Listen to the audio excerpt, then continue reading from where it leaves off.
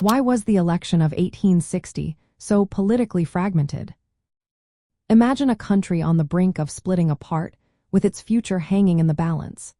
That's exactly what happened during the election of 1860. The United States was deeply divided over the issue of slavery and how it should expand into new territories.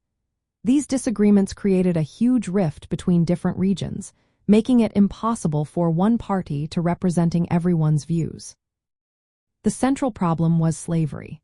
The Southern states depended on slavery for their economy and saw any attempt to limit or stop its spread as a threat to their way of life. Meanwhile, the Northern states had mostly abolished slavery or were moving toward doing so, and they opposed the idea of slavery expanding into the West. This fundamental disagreement split the country into two opposing sides. The Democratic Party, which had been one of the main political parties, split into two factions. The Northern Democrats supported Stephen A. Douglas, who believed that each territory should decide for itself whether to allow slavery. The Southern Democrats backed John C. Breckinridge, who wanted the federal government to protect slavery everywhere. Because they split, the Democrats could not unite behind a single candidate, which divided their voters and weakened their chances of winning. At the same time, a new party called the Republican Party emerged. They opposed the expansion of slavery but did not call for immediate abolition in the South. They nominated Abraham Lincoln, who had a moderate stance. Lincoln gained strong support in the North but was not even on the ballot in many Southern states. This made the election even more divided along regional lines. Another group, the Constitutional Union Party, also entered the race. They were made up of former Whigs and others who wanted to avoid secession and keep the Union together.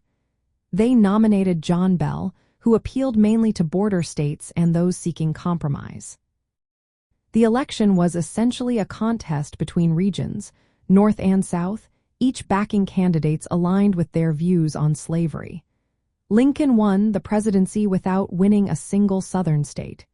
This showed how deep the sectional divide had become.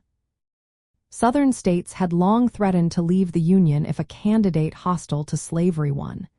Their fears grew stronger after Lincoln's victory, leading many to believe secession was the only way to protect their rights. This fear and division made the political landscape even more fractured. Candidates campaigned differently. Some actively sought votes, while others stayed quiet, relying on their party supporters. The presence for candidates made the election complicated and confusing. It was a clear sign that the country's political system was breaking down because the parties could no longer bridge the growing gap over slavery. This fragmentation set the stage for the Southern states to declare independence from the Union. It was a turning point that led directly to the Civil War, as the nation could no longer stay united under these deep divisions. The election of 1860 was more than just choosing a leader.